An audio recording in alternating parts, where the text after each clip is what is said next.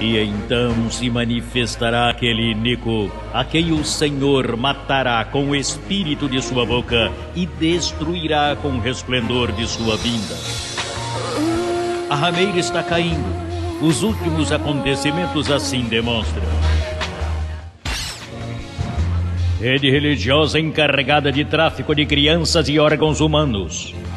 Salta do terceiro piso de um albergue denominado Refúgio de Amor e começa a contar seu sofrimento, particularmente na instância desse albergue, como os maltratavam, como lhes colocavam suas doutrinas.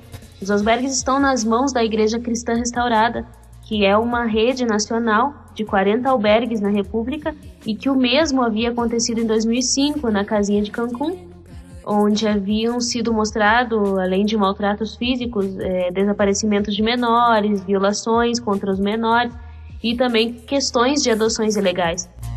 O fato de que crianças desapareçam nas ruas, mais ou menos podemos compreender, num descuido dos pais, ou que as crianças estejam por aí em lugares públicos, mas que crianças desapareçam de um albergue onde o Estado lhes outorgou a custódia para cuidado deles, isso certamente é preocupante. Esta rede de albergues foi se criando paulatinamente e simultaneamente, onde se criavam congregações da Igreja Cristã Restaurada, dirigida e fundada por Jorge. O tráfico de órgãos se inclui porque Brenda dá testemunho de como seus amiguinhos eram levados ao hospital e voltavam depois de 4 meses com costuras no estômago, com cicatrizes.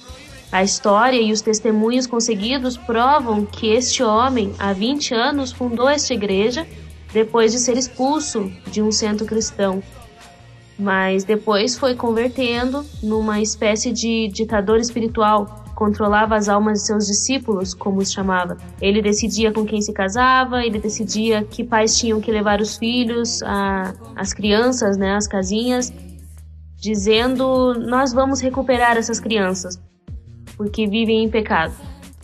Vamos colocá-los com pais dos que congregam para criá-los. E então a polícia vai encontrando, os investigadores vão encontrando crianças nas casas dos pastores ou dos líderes de cada cidade onde essas igrejas têm congregações.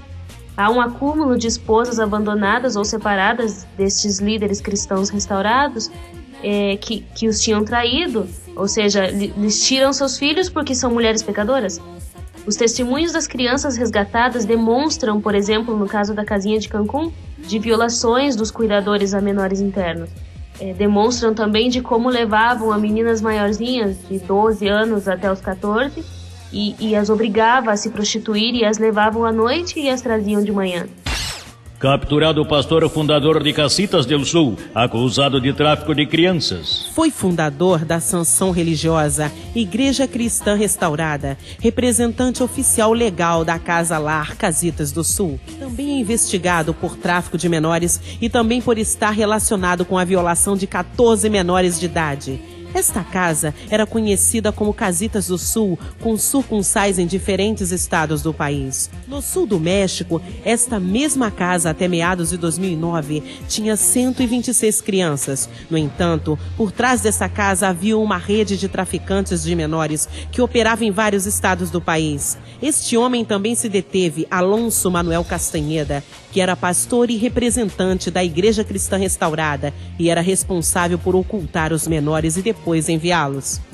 70 crianças surdas, mudas e pobres foram violadas na Itália por sacerdotes católicos. Suficientes mordaças para uma hipotética denúncia de abusos sexuais na Itália dos anos 50 e que teriam continuado até meados dos anos 80. 20 anos depois, 67 ex-alunos do Instituto Antônio Provolo de Verona decidiram contar as sórdidas recordações de uma história que, se confirmada, seria um dos maiores escândalos de pedofilia para a Igreja Católica da Itália.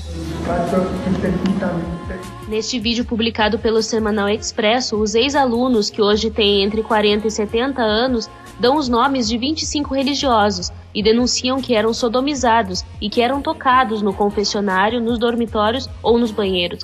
O bispo de Verona disse ter ouvido falar do assunto, mas associou a uma chantagem financeira que as vítimas negam.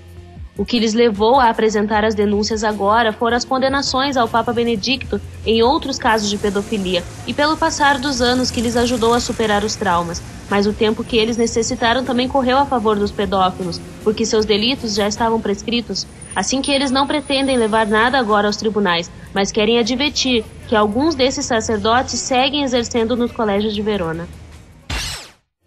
Muito em breve, veremos sua destruição e chegará a seu fim.